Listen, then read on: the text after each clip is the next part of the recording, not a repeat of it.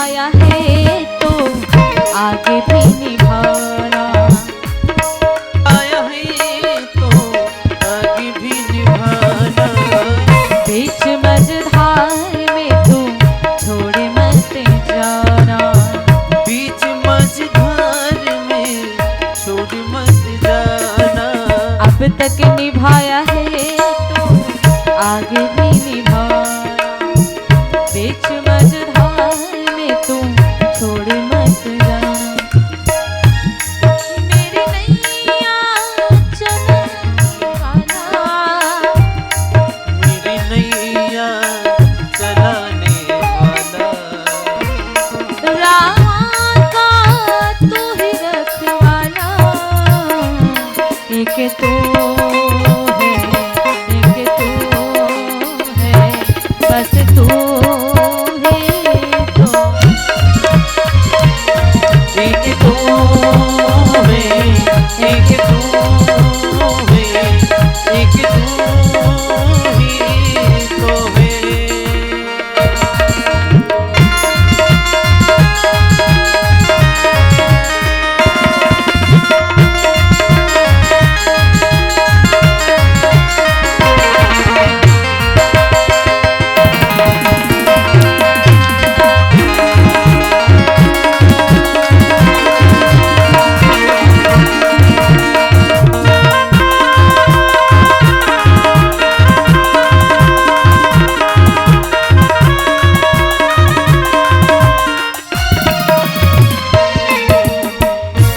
बोले व्यास भगवान की जय हो, सवरिया सेठ की, जय हो, आदि शक्ति जगदम्बा मैया की जय जय। जय श्री राधे, जय जय श्री राधे, जय जय श्री राधे श्याम।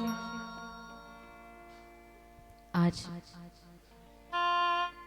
आपके ग्राम लथौली में भगवान जी की गाथा का प्रथम दिवस है। प्रथम दिवस की बड़ी सुंदर बेला का शुभारंभ हो चुका है। जहां तक कि हमारी आवाज आ रही है, सभी माताएं बहनें भैया लोग, दादा लोग, बाल गोपाल बच्चे व समस्त ग्रामवासी क्षेत्रवासी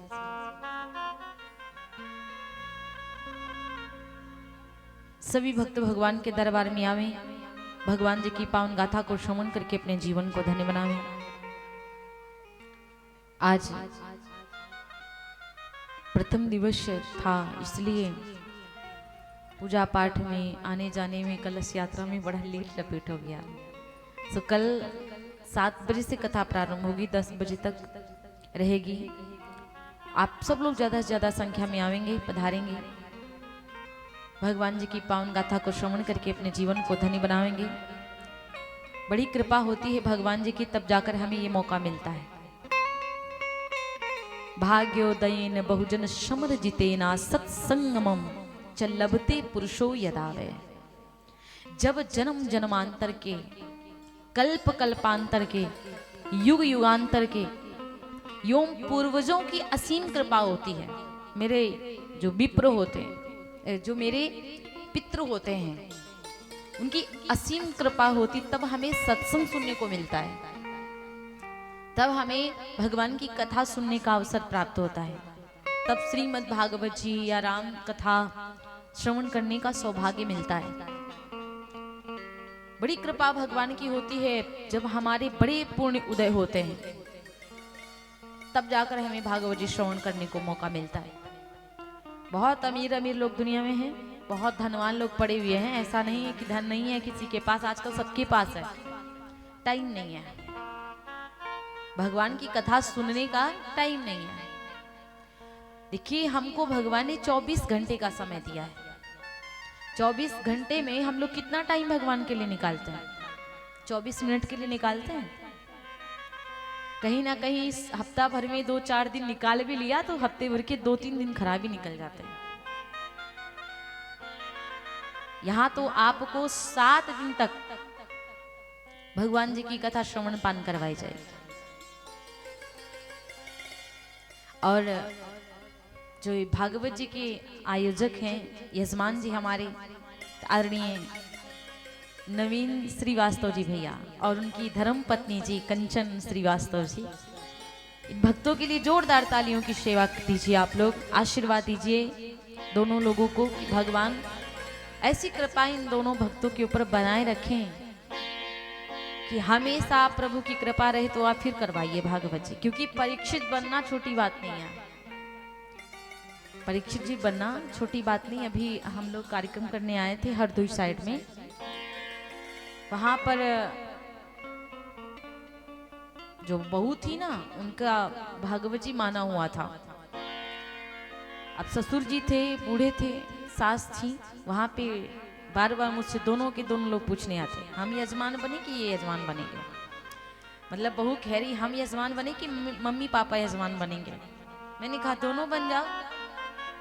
तब दोनों का क्या जवाब हुआ कि देखो भाई टाइम नहीं है, एक ही बन पाएंगे। अब बहुरिया बनने के लिए बड़ा लालायित है कि मुझे बनने को मिलता तो अच्छा रहता। तो मैंने कह रिया कि भाई आप तो जवान ही हो, चलो फिर से आप सुन लीजिएगा, अगर एक ही दोनों में से एक को बनना है तो सास को बन लेने दो, ये बूढ़ी हो गई पता नहीं कब पधार जाए। बहू थोड़ा सा रुष्ट हो गई, नाना मैं ही बनूंगी, क्या पता मुझे मौका मिले कि ना मिले। उनका मन भी नहीं था, सास ससुर का ज्यादा मन भी नहीं था। तो कितनी सुंदर बात है कि हम यजमान बनने के लिए तैयार हो जाएं। बहुत लोगों को मौका मिलता है कि भाई आप यजमान जी बन जाओ, आप भागवत जी सुनो, आप राम कथा सुनो, तो हिचकिचाते अरे टाइम कहाँ है, कहाँ बैठ पाएंगे। तो महाराज बड़ी भगवान की कृपा होती तब जाकर के हमें ये शुभ अवसर प्राप्त होता है। भागवत जी की प्रथम दिवस की कथा में महात्म्य के बारे में बतलाया गया है कि भागवत को श्रवण करने से क्या होता है। भागवत जी को श्रवण करने से कितने लोगों का उद्धार हुआ। भागवत जी कोई छोटा मोटा ग्रंथ नहीं है, साक्षात श्री कृष्ण भगवान है वो। आपके समक्ष जो व्यास मंच लगा है ना, ये कोई मनोरंजन का साधन नहीं है कि आए देखा बैठे, वही व्यास जी बैठे हैं, वही सरस्वती पुत्र कलाकार बैठे हैं, वही यजमान जी हैं, वही पंडाल है, वही मंच है, ये देख के चले जाओगे, कुछ नहीं मिलने वाला। आप आइए दरबार में, बैठिए, ध्यान लगाइए, आराम से एकाग्र मन से बैठ करके भगवान की कथा को श्रवण करिए। क्योंकि भागवत जी कोई छोटा मोटा ग्रंथ नहीं, जब बड़ी कृपा भगवान की होती तब जाकर के हमें भगवान की कथा श्रवण पान करने को मिलती है, सुनने को मिलती है। महाराज बड़ा सुंदर महात्मा का श्लोक है, सच्चिदानंद रूपाय विश्वोत्पत्त्यादि हेतवे तापत्रय विनाशाय श्री कृष्णाय वयं नमः।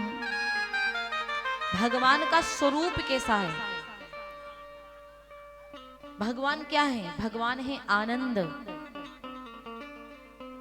आजकल के लोग क्या करते, पकौड़ा खाए बस बोले आनंद आ गया, ऐसे थोड़ी ना आनंद आता है। साक्षात श्री कृष्ण ही आनंद है, भगवान राम ही आनंद है। जब भगवान श्री कृष्ण जी का जन्म हुआ तो क्या बोले कि नंद घरे आनंद भयो, जय कन्हैया लाल की। ये नहीं बोले कि नंद घर कन्हैया भयो, क्या नंद घर आनंद भयो। तो आनंद साक्षात श्री कृष्ण है।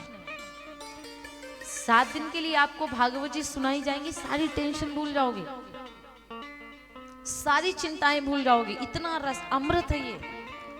2 प्रकार का अमृत है, एक वो अमृत है जो मुझे अमर करता है, चिरंजीव करता है, लेकिन ये जो भागवत जी का अमृत है ये दिव्य, ये दिव्य अमृत है। जो स्वर्ग का अमृत है ना, जो देवता लोग पीते हैं, जो अमर हो जाते हैं, तो जिंदा तो रहते लेकिन कहो फिर वो स्वर्ग से ढनक जाए नीचे मृत्यु लोक में। लेकिन ये भागवत जी का ऐसा अमृत है कि ये ढनगाती नहीं है, ये ऊपर लेके जाती है तो अच्छी जगह पे बिठाती है।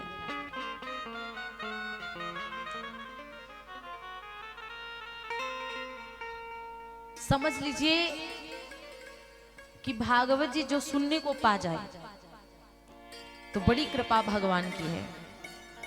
बाकी इस कलयुग में कुछ नहीं है। कलयुग में धन हम लोग कमा रहे हैं, कमाने के लिए मना नहीं किया जाता, खूब कमाओ, क्योंकि धन नहीं होगा आज के जमाने में तो कोई कदर करने वाला भी नहीं है। धन भी कमाइए लेकिन धर्म में लगाइए। केवल धन कमा कमा कर अकाउंट चकाचक भरो तो कोई फायदा नहीं है महाराज। ये संसार पता है क्या है? संसार क्या है? जो सरकता है। संसार वो है जो सरकता है, सब सरक ही जाएगा। एक दिन बाल्यावस्था थी, वो भी सरक गई। आज जवानी आ गई है, धीरे धीरे जवानियों सरक जाएगी। जवानी सरकने के बाद आएगा बुढ़ापा, और बुढ़ापा तो डायरेक्ट तुमको ही सरका ले जाएगा। सरकेगा नहीं, सरका ले जाएगा। ना आपका दुकान स्थिर है, ना मकान स्थिर है, ना तो बैंक का बैलेंस स्थिर है, ना तो जवानी स्थिर है, ना सुंदरता स्थिर है, कुछ भी तो नहीं, सब सरक ही तो रहा है। आज मकान, पहले मकान आपका लधौली में था, फिर दिल्ली में हो गया। अब देखो वहां पे थे, आप आ गए यहाँ भागवत जी सुनने के लिए। स्थिर है क्या? नहीं स्थिर। आज आपके अकाउंट में चकाचक लक्ष्मी भरी पड़ी है, और कल किसी और का भर देंगी, आपके अकाउंट से चल जाएंगी। आपकी दुकान आज यहाँ कल शाहजहांपुर में हो जाएगी। तो कुछ भी स्थिर नहीं है। अगर स्थिर है तो क्या है? अगर स्थिर है तो है क्या? केवल भगवान हर जगह पे है, कड़कड़ में विराजमान है भगवान। और इस कलयुग में यदि पार होना है, बहुत लोग पूछने नहीं लगते व्रत रहना है कि नहीं रहना है। व्रत कब रहा जाता है? जब आपको कोई तकलीफ नहीं है। आपको कोई तकलीफ नहीं, आप दवा भी नहीं खा रहे हो, कोई प्रॉब्लम नहीं है, कोई परेशानी नहीं, तो आप व्रत रहिए, कोई दिक्कत नहीं है। हाँ भाई, जवान हो, रहने के काबिल हो तो रहिए, फिर कंजूसी मत करिए। लेकिन यदि हम बूढ़े हो गए हैं, परेशान हो गए, या तबीयत ठीक नहीं है, या बुखार आ रहा है, तो व्रत रहने की भी कोई आवश्यकता नहीं है आपको। भगवान ये नहीं कहते कि आप अपने प्राण दे के हमें पा जाओ। कलयुग में मत प्राण त्यागो, क्योंकि प्राण ही त्याग दोगे तो भजन कौन करेगा। जितना रह पाइए उतना रहिए, लेकिन आपको महीने में 2 व्रत जरूर करना चाहिए। वो कौन से व्रत है महाराज? एकादशी का व्रत। एकादशी का व्रत जानते होंगे आप लोग? कितने लोग जानते हो? हाथ उठाओ। बहुत सुंदर बात। 15वें दिन पर एकादशी पड़ती है। 2 व्रत हैं। एकादशी का व्रत आप जरूर करिए। और एकादशी के व्रत में मान्यता है कि हम चावल को खाएं ना। खाने की बात छोड़ो, छुए भी ना, छूना भी नहीं चाहिए। लेकिन मजबूरी है, बाई चांस गिर गए, भरना पड़ गया तो कोई बात नहीं है। तो एकादशी का व्रत सभी को रखना चाहिए। और कहा जाता है कि महाराज ये व्रत सारे व्रतों से ज्यादा फल देता है। एकादशी का जो व्रत है ना, सारे व्रतों से ज्यादा पावरफुल ही है महाराज, बहुत फल देता है। और बाकी जो नहीं रख पा रहे हैं, तो आपको भागवत जी सुनने को तो मिल ही जाएंगे 7 दिन के लिए। ये धन्यवाद करिए भगवान जी का कि प्रभु आपने, पता नहीं मैंने कौन सा पुण्य किया होगा जो आज मुझे भागवत सुनने को मिल रही है। ये धन्यवाद भगवान का करिए। और दूसरी बात है, कलयुग में यदि आपको मुक्त होना है, पार होना है, तो आजकल के जमाने में बिना आधार कार्ड के काम कोई होता है क्या? काम नहीं होता है। कहीं भी जाओगे तो आधार कार्ड दिखाना ही पड़ेगा आपको। ऊपर भी बिना आधार कार्ड के आपको अंदर नहीं घुसने देंगे। जब मरकर जाएंगे ना, तो बिना आधार कार्ड के वहां भी नहीं जाना है। जोगा करके रखिएगा इसको। ये वाला आधार कार्ड नहीं है जो मोदी जी ने बनवाया है, राम नाम का आधार कार्ड। कलयुग केवल नाम आधारा। बड़ी सुंदर चौपाई है। कलयुग केवल, आवाज तो फटावास लग रही है, क्या करें। नाम आधारा कलयुग केवल, नाम आधारा कलयुग केवल, नाम आधारा।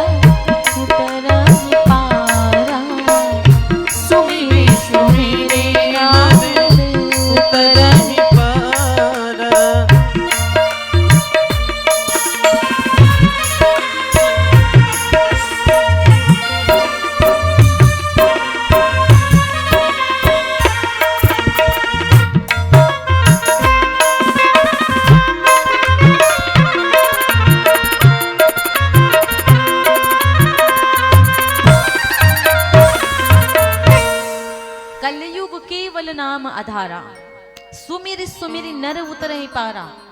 कलयुग में भी राम नाम का आधार है, ये असली आधार है। इसलिए महाराज भगवान के नाम का जाप जरूर करिए।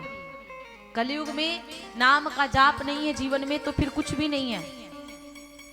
अगर जीवन में नाम जाप है तो सब कुछ है, अगर नाम जाप नहीं कर रहे हो तो कुछ भी नहीं है। महाराज कुछ क्या बचा कर लेके जाओगे? क्या तू लेके आया है, क्या तू लेके जाएगा? खाली हाथ आया है, खाली हाथ जाएगा। क्या लेकर के आए हो, क्या लेके जाओगे? सब तो मिट्टी में मिलेगा। इसलिए महाराज भगवान जी की कथा को सुनी। नैमिषारण्य में श्री सूत जी महाराज बैठे हुए हैं, 88,000 ऋषियों को भागवत जी सुना रहे हैं।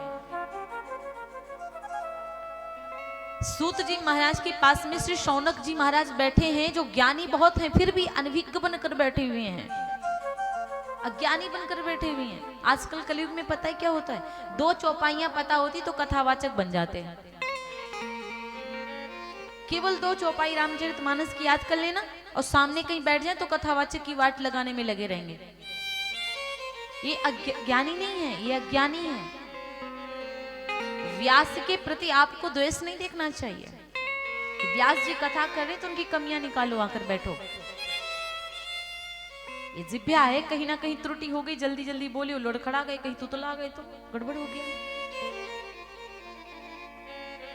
बाकी रामचरितमानस बहुत लोग पढ़ लेते हैं, पढ़ने का मतलब अलग है। आप पूरी रामायण पढ़ के पूरी चौपाइयां याद कर लीजिए, भाव कहां से आओगा? भाव कहां से लाओगे? ला पाओगे भाव?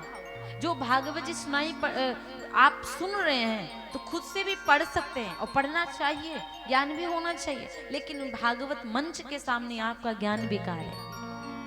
आप कितने भी बड़े ज्ञानी हो महाराज, आपको वहां पर अनभिज्ञ बनकर ही बैठना पड़ेगा, आपको अज्ञानी बनकर ही बैठना पड़ेगा। भरे हुए बैठोगे तो कहाँ क्या लेकर जाओगे? यहाँ से औंधा घड़ा आप रख दीजिए, कितना भी बारिश हो उसमें एक बूंद पानी नहीं जाने वाला। और वही घड़ा आप सीधे रख दीजिए, हर बूंद की पानी उसमें गिरेगी जरूर, भले ही बाहर निकल जाए। इसलिए यहाँ पर सीधे घड़े की तरह आना चाहिए, अज्ञानी बनकर के बैठना चाहिए। यहाँ पर ज्ञान का प्रदर्शन नहीं करना चाहिए। सूत जी महाराज बैठे हुए हैं, आप नैमिषारण्य जाएंगे वहां पर व्यास गद्दी बनी हुई है। सूत जी महाराज के समक्ष श्री शौनक जी महाराज बैठे, इत्यादि 88,000 ऋषि बैठे हुए हैं। शौनक जी महाराज बड़े ज्ञाता है, सूत जी महाराज छोटे लग रहे हैं। फिर भी शौनक जी महाराज प्रश्न कर रहे हैं कि प्रभु और मुझे कथा नहीं, कथा का सार सुनाओ। मुझे कथा नहीं, मुझे कथा का सार सुनाइए। सार क्या होता है? कथा का सार होता क्या है महाराज? जैसे कि आप बहुत सारे फूल लीजिए, फूल का भीतर से कस निकाल लो। कस जानते हो? कस खसखस जानते हो? खसखस पता है? आप लोगों को पता होगा खसखस क्या होता है। खसखस से इत्र बनता है।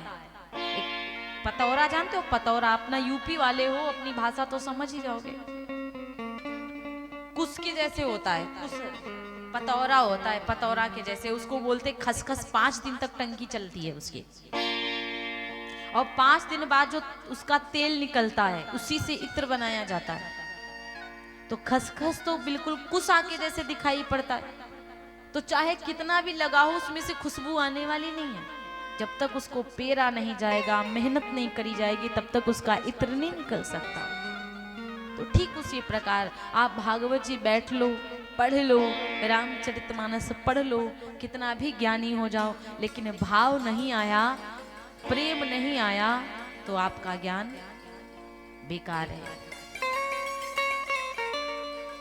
इसलिए महाराज श्री सूत जी महाराज बैठे हैं, और आज शौनक जी महाराज सूत जी से प्रश्न कर रहे हैं कि हे सूत जी महाराज, हम लोगों के हृदय में अज्ञान का अंधकार व्याप्त है। यह त्रिभुवन के अंधकार को दूर करने में भगवान जी समर्थ है। अब ये बात का अर्थ पता है क्या? जैसे कि आप बैठे हैं, आप किसी से प्रश्न करो कि देखिए हमारे जीवन में अंधकार ही अंधकार है, हम लोग उस चीज के चक्कर में पड़े हैं जो हमें दिखाई पड़ रहा है, हम उस चीज के चक्कर में पड़े जो हमें दिखाई पड़ रहा है, सामने है, और हम देख तो रहे हैं लेकिन हम अपने भीतर का अंधकार निकाल नहीं पा रहे हैं। सब जानते हैं कि झूठा ही है, सब पता है कि ये सब शरीर भी बेकार ही है, झूठा ही है, फिर भी हम ऐसे जी रहे, मालूम होता मुझे कभी भी मरना नहीं होगा, ऐसे हम पाप कर रहे हैं कि मालूम होता कभी हमें मरना ही नहीं है, अमर है। ये जीवन में अंधकार नहीं तो क्या है? संसार का अंधकार तो खैर सूर्य नारायण जी नष्ट कर देते हैं। संसार में जब अंधियारा होता तो सूर्य देवता निकल करके इस संसार के अंधियारे को खत्म करते, लेकिन मेरे दिल के भीतर जो अंधियारा है उसे कौन खत्म करेगा? पर जीव के भीतर तो सूर्य की किरण नहीं जा सकती, जीव के भीतर का अंधकार तो सूर्य की किरण ठीक नहीं कर सकती। तो हे सूत जी महाराज, आप मुझे ये बताओ कि मेरे भीतर की किरण कैसे आए, मेरे भीतर का अंधकार कैसे जाए? क्योंकि ऊपर ऊपर तो सब नहाते हैं, ऊपर ऊपर तो सब कपड़ा साफ कर रहे हैं, हमने अंदर नहीं बुहारा, कैसे आएंगे भगवान? आप तो जानते हो मैया, आपके द्वार पर कोई मेहमान आ जाए, अब आप दोनों पति पत्नी झगड़ा करो, ए सुनो नहीं कूड़ा हटा दो यार, एक बात बता रहे हैं, मतलब समझिए जैसे कि आप पति पत्नी हो, अब आपके द्वार कोई मेहमान आया, आप किसी से आप उनसे कह रहे हो थोड़ा कूड़ा हटा दो, आइए ना भैया आइए ना, और आप उनसे बोलो अरे कूड़ा हटाओ आइए ना भैया, तो उसका मन क्या करेगा मेहमान का? यही भैया आप ठीक है बाद में आएंगे यही होगा ना, ठीक है बाद में आएंगे। तो ठीक उसी प्रकार आप तो जबरदस्ती भगवान को बुला रहे हो, आइए ना भगवान जी आइए ना, दिल में बैठी, कैसे जब भीतर गंदगी बैठी है, और कौन सी गंदगी है? किसी के प्रति बुराई देखना, किसी की बुराई करना, किसी को गालियां देना, किसी के धन को हड़पना, किसी के बेटे को मार देना जान से, हाँ ये सब बुराई ही तो है। ईर्ष्या, ईर्ष्या यानी कि कोई पड़ोसी पड़ रहा है उसकी बुराई कर रही हो, ये बेकारी अंधकारी तो है। हमने आंगन नहीं बुहारा, कैसे आएंगे भगवान? जब आपके द्वार पे गंदगी हो, उसको आप ना साफ करो तो पड़ोसी नहीं आएगा, तो ठीक उसी प्रकार भीतर की गंदगी को साफ नहीं करोगे तो ठाकुर जी कैसे पधारेंगे? सूत जी महाराज से प्रश्न किया, प्रभु और इस कलयुग में हम कैसे पार होंगे? इस कलयुगी मतलब ये बताओ कि ऐसी कौन सी चीज है जिसको श्रवण करके सुन करके सब तर जाएं, सब मुक्त हो जाएं? वो कौन क्या है ये चीज मुझे बताओ। यहां तक के कल्प वृक्ष जो होता है ना, उसकी भी वो सामर्थ्य नहीं है कि भगवान को प्रकट करके दिखा दे। अगर कल्प वृक्ष जानते हैं ना, कामधेनु गाय जानते? कामधेनु गाय से जो इच्छा हो मांग लो, लेकिन कल्प वृक्ष होता है कि जो उसके नीचे जाए, कल्प वृक्ष ऐसा होता है महाराज कि उसके नीचे जो कल्पना करोगे आप, जो सोचोगे आपको तुरंत मिल जाएगा, ऐसा होता है कल्प वृक्ष। अगर आप संपत्ति की कामना करोगे तो तुरंत कल्प वृक्ष के सामने करो तो तुरंत, लेकिन कल्प वृक्ष मिलेगा कहाँ? ये तो पहले ही होते थे जब देवता लोग थे महाराज। सत्यता होगी तभी तो कल्प वृक्ष। अब देख रहे हैं हम कितना इस संसार में लोग पृथ्वी के संग में, प्राकृतिक के संग में कितना खिलवाड़ कर रहे हैं। कहीं पेड़ पौधे काट रहे हैं, कहीं पर बताओ हर जगह गंदगी कर रहे हैं, नदियां गंदी कर रहे हैं, नदियों में गंदा सब कहते क्या है, गंगा माँ है, गंगा माँ है, उसी माँ को बहुत गंदा करते हैं। विदेशी लोग कहते हैं नदी है, गंगा माँ को विदेशी लोग कहेंगे नदी है, लेकिन वो लोग गंदा नहीं करते। आजकल आप कहीं भी यमुना जी हैं, गंगा मैया हैं, सरयू मैया हैं, बड़े बड़े जो महानगर पड़ते हैं, बड़े बड़े शहर, बहुत गंदगी है वहां पे, लेकिन फिर भी वो पवित्र की पवित्र ही रहेंगी महाराज, उनको गंदा कोई कर ही नहीं सकता। तो जो कल्प वृक्ष है ना, कल्प वृक्ष में भी यह सामर्थ्य नहीं है कि भगवान को प्रकट करा दे, ब्रह्म का साक्षात्कार करा दे, ऐसा कल्प वृक्ष में भी नहीं है सामर्थ्य। और यह आपको सूत जी महाराज से प्रश्न करे सौनक जी, प्रभुवर तो फिर आप बताओ कि मुझे भगवान मिलेंगे कैसे? आपके लिए तो कुछ दुर्लभ नहीं है, आप ज्ञानी हैं, बड़े बड़े योगियों को दुर्लभ वैकुंठ है। गुरु कृपा अगर किसी के ऊपर हो जाए तो समझ लीजिए बड़ी भगवान की कृपा है। गुरु ही भगवान के समान होता है। आप विश्वास करिए, या तो भागवत सुनिए तो उसके ऊपर विश्वास करिए, उसकी बातों पर विश्वास करिए, तो आपको भगवान से प्रेम होने लगेगा।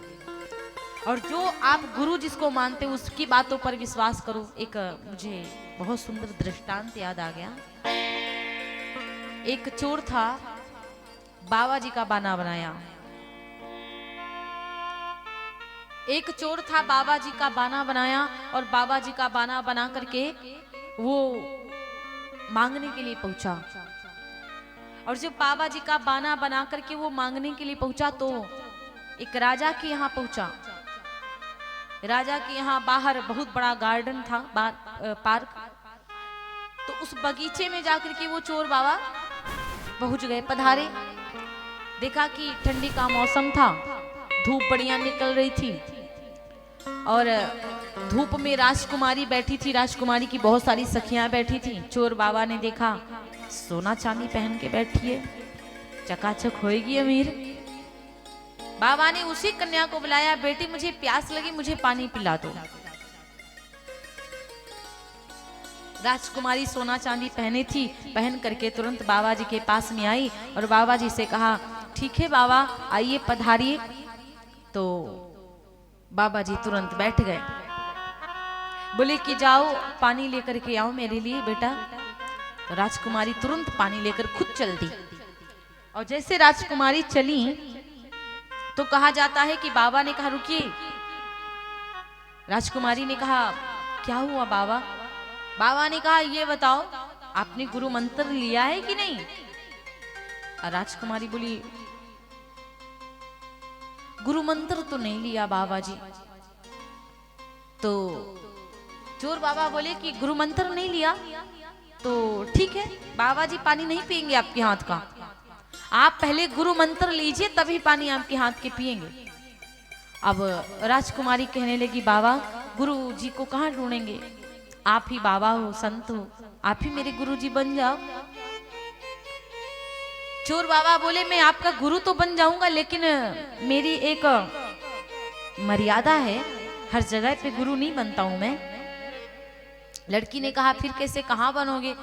बोले देखो बेटी मैं जंगल में गुरु मंत्र देता हूँ।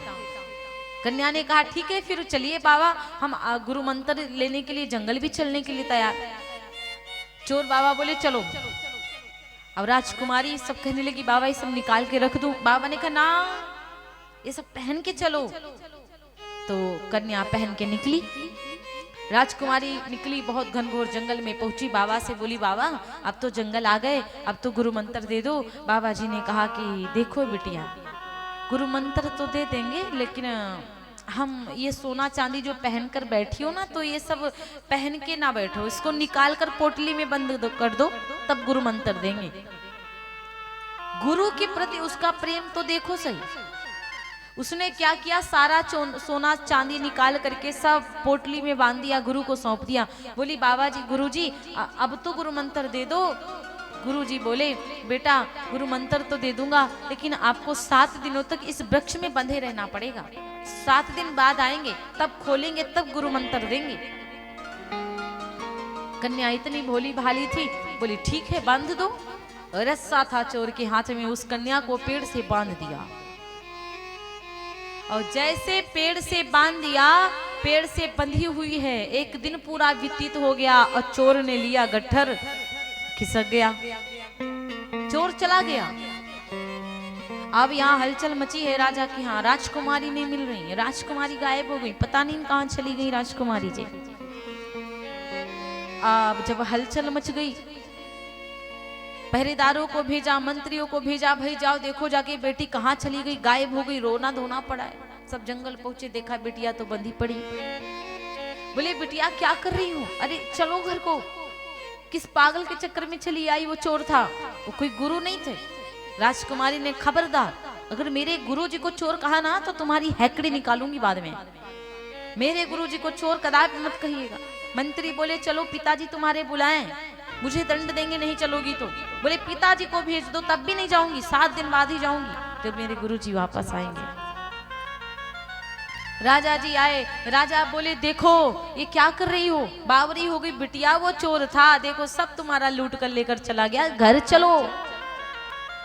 कन्या ने कहा पिताजी आप कहते हो घर चलो, वो चोर थे, मुझे तो विश्वास नहीं हो रहा कि वो चोर थे। मुझे तो बस यही पता है वो तो मेरे भगवान थे, वो तो मेरे गुरु जी थे। माफ करिएगा, मैं जानने वाली नहीं हूँ। बस 4 दिन और बचे, 3 दिन तो काट ली हूँ। ठंडी में कप आ रही है। अब राजा नहीं मना पाए, चले गए वापस। वो कहाँ बैठेंगे वहां, बेचारी बंधी पड़ी थी। समय व्यतीत हुआ, कन्या चुपचाप बंधी रही महाराज। जब 5वां दिन लगा तो नारद जी पधारे। नारद जी कहने लगे बेटी आप किसके चक्कर में यहाँ बंधी पड़ी? वो तुमको क्या लगता है वो गुरु भगवान है? वो कोई गुरु नहीं है। अरे वो तो चोर था, वो बांध के तुम्हें चला गया, वापस चलो। नारद जी के ऐसे ही प्रणाम किया। कन्या ने कहा बाबा प्रणाम, माफ करिएगा, 5 दिन तो हो ही चुके हैं, केवल 2 दिन बचे हैं। गुरुजी आएंगे तो खुद खोलेंगे तभी जाऊंगी। नारद जी भगवान समझाते रहे, नहीं समझे। भगवान नारायण के पास पहुंचे नारद जी नारायण जी के पास में पहुंचे। नारायण जी से बोले प्रभु और चलिए, एक सुंदर सी बिटिया वो बंधी पड़ी है उस चोर के चक्कर में, पागल हो गई है। भगवान नारायण पधारे। नारायण जी बोले आशीर्वाद दिया और कहा अरे बेटी आप किस चोर के चक्कर में पड़ी हो? वो कोई गुरु नहीं है आपके, चोर है, वो तो धन लेके भाग गया, चलो। कन्या ने कहा प्रभु और माफ करिएगा, आप भी पधारे, नारद जी भी पधारे, लेकिन मेरे गुरु नहीं आए। 6 दिन तो हो गए, 1 दिन और बकाया है। नारद जी नारायण जी समझाते रहे 7वां दिन लग गया, पूरा 7वां दिन भी समाप्त हो गया। अब वो इंतजार करने लगी, आज तो गुरुजी आते होंगे। नारायण जी ने कहा वो आएगा है नहीं। नारद जी जाओ, कहीं सेंध मार रहा होगा, जाओ उसको पकड़ करके लेके आओ। नारद जी से कहा इसके गुरुजी को पकड़ करके लेके आओ। नारद जी पहुंचे, देखा भैया एक घर में सेंध काट रहा था, वो चोरी करने का प्लान कर रहा था। नारद जी पहुंचे, चोर से बोले ओ भैया ओ गुरुदेव जी चलिए जंगल भगवान बुलाएं। अब वो घबराया। चोर कहने लगा अरे मैं किसी का गुरु नहीं हूं, मैं नहीं जाने वाला। नारद जी बोले जाने वाला, तुम्हारे चक्कर में तुम्हारी शिष्या बंधी पड़ी है, चलो निकलो यहाँ से, चलो साथ में। नारद जी पकड़ करके उसको लेकर के पहुंचे। नारद जी पकड़ कर लेकर गए, देखा बिटिया बंधी बिचारी रो रही है गुरु जी के लिए। आज उस चोर का सर झुक गया, रुदन करने लगा और रोते रोते अपनी शिष्या को खोला उस चोर ने। अब लड़की जानते हो क्या बोली? गुरु गोविंद दो खड़े काके लागू पाए, गुरु गोविंद दो खड़े काके लागू बलिहारी गुरु बलिहारी गुरु आपनो गोविंद देव मिलाए मोरे भगवन, गोविंद देव मिलाए मोरे राम।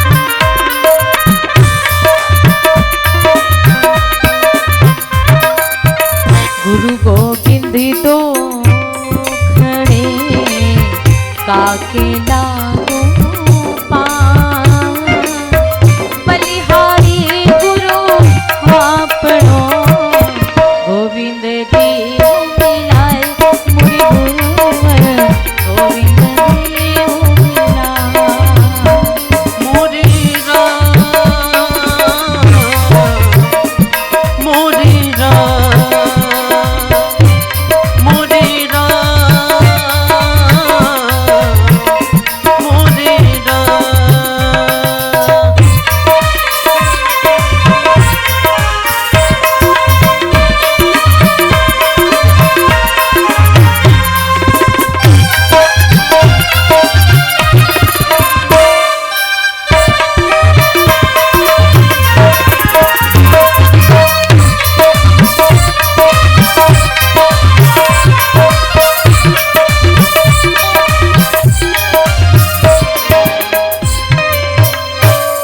अब बताओ, उस कन्या ने कहा गुरु गोविंद दोनों खड़े काके लागू पाए बलिहारी गुरु आपन गोविंद दियो मिलाए। उसका विश्वास देखिए, उसका प्रेम देखिए। आप लोगों को समझ में आया कि नहीं आया? नहीं आया? ऐसे बैठे जैसे लग रहा है जबरदस्ती बिठाएगा। अरे कुछ तो समझ में आता है ना, तो थोड़ा मुस्कुराहट आती है, हंसी आती है कि हाँ सही कह रहे हैं। बिल्कुल क्या समझो, क्या शिक्षा है इसकी? हम केवल सुनाते ही चले जाए, आप लोग ऐसे मूर्ता के जैसे बैठे हो और आप लोग मूर्ति के जैसी बैठी हो। सही से बैठिए पहले तो। दादी जी आप बैठे रहिए, आप बैठे रहिए। बूढ़े लोगों का समझ रहे हैं दर्द, हम जवानों का नहीं समझेंगे। जवानिये में कमजोर पड़ जाओगी तो बुढ़ापा में क्या करोगे? हाँ, ठाकुर जी की तरफ तो बिल्कुल चरण पसार कर पैर पसार कर नहीं बैठना है, ठीक है? अब इस कहानी से शिक्षा क्या मिलती है? इस कहानी से ये शिक्षा मिलती है कि आप यदि किसी को गुरु बना लो तो उसके प्रति कभी द्वेष मत देखिएगा। कितने लोग आए कन्या को बताने के लिए कि चोर है चोर है चोर है, लेकिन उन्होंने बिल्कुल भी किसी की नहीं सुनी। सुनी क्या? नहीं सुनी ना। उन्होंने बस यही कहा कि भगवान है, वो मेरे गुरु है, मेरे गुरु है, मेरे गुरु है मेरे। और गुरु मान लिया उसने, इसलिए ठाकुर जी भी पधार गए। गुरु में ऐसा सामर्थ्य होता है ना, आपको सही लाइन पे वो पहुंचा देगा। गुरु में वो सामर्थ्य होता है जो कभी भजन नहीं करोगे तो आप एक बार गुरु की मान कर देखो, आप भजन करना प्रारंभ कर दोगे। आजकल के ऐसे ऐसे परिवार हैं दादाजी, ऐसे ऐसे परिवार हैं कि भजन नहीं होता उनके घर में। हम लोग समझाने लग जाए, उल्टा हमसे बहस करेंगे। वो लोग कहेंगे अरे आपको क्या पता है दीदी, कहीं भगवान नहीं होते। अगर कोई कह दे कि भगवान नहीं होता तो उससे केवल एक बात कहिएगा कि सांस लेना बंद कर दो, मान जाएंगे कि भगवान नहीं है। उससे डायरेक्ट ही बोलो कि सांस मत लो, बिना सांस के रह लोगे क्या?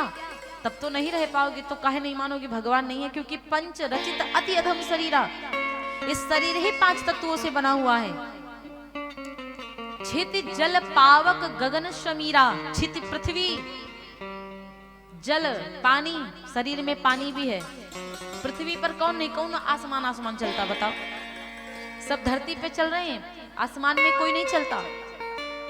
पावक माने अग्नि, गगन माने आसमान। कौन पृथ्वी के ऊपर नहीं है, कौन आसमान पे अटका है, और कौन आसमान के नीचे नहीं है? सब तो आसमान के नीचे हैं। समीरा पानी, समीर माने पानी। कौन बिना पानी के रह सकता है? ये 5 तत्व तो मेरे शरीर में ही है। अग्नि भी है, पानी भी है,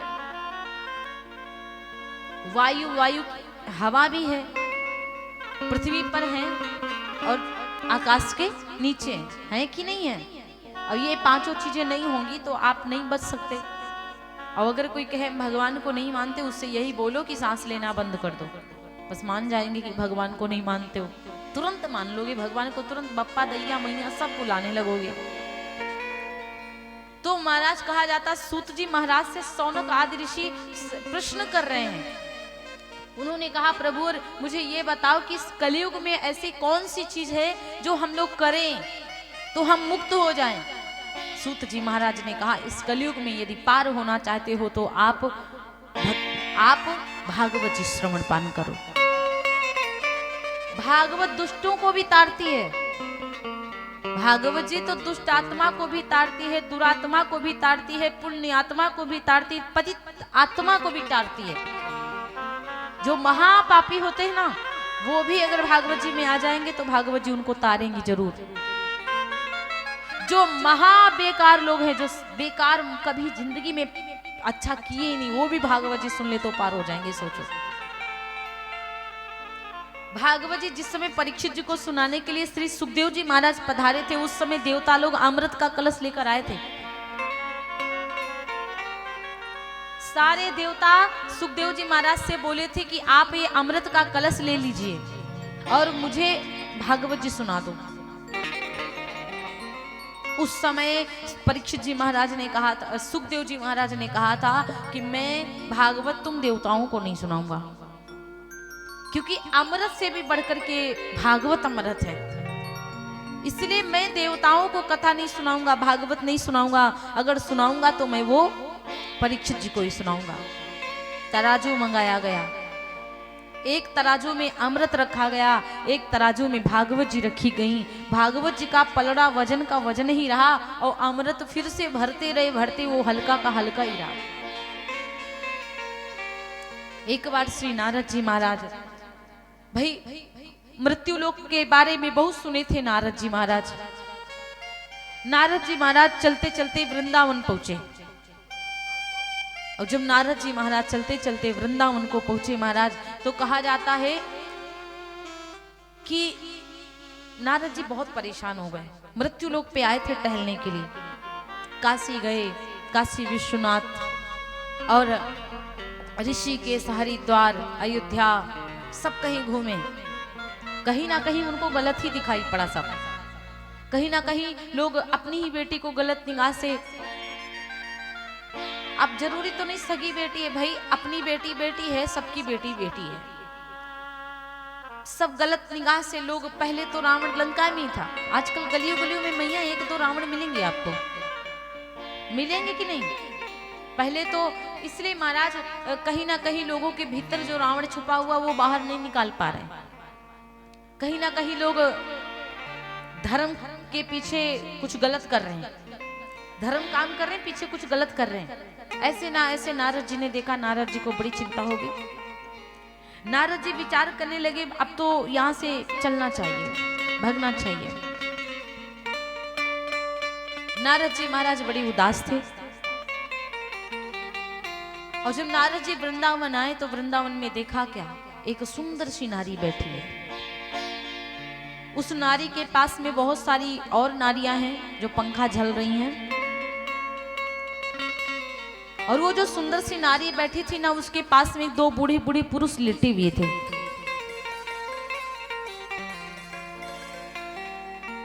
अब नारद जी महाराज जी ने देश से देखा तो विचार करने लगे, भाई ये कोई क्या मतलब है, अपना चल दिए। अब जैसे नारद जी महाराज चल दिए, नारद जी नहीं बोले कि होगी कोई पड़ी होंगी, कौन दो बच्चे हैं, पता नहीं कौन बूढ़े बूढ़े आदमी हैं।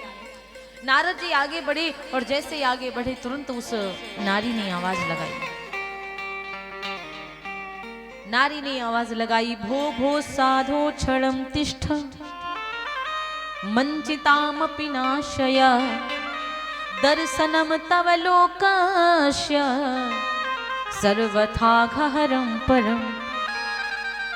आज उस नारी ने आवाज लगाई, महाराज जी कहां भाग रहे हो, एक मिनट रुकिए तो सही। आप जैसे संतों का दर्शन हो जाए तो लोगों का कल्याण हो जाता है। आप ताप को, पाप को, संताप को नष्ट करने वाले हो, और आप कहाँ जा रहे हो मुझे छोड़ करके? मेरे करोड़ों जन्म के पुण्य उदय होंगे तब आप मुझे मिले हो, इसलिए महाराज जी ठहरिए।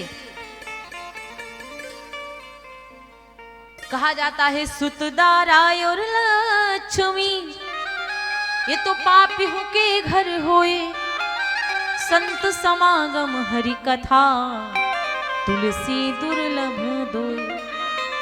बेटा बेटी रूप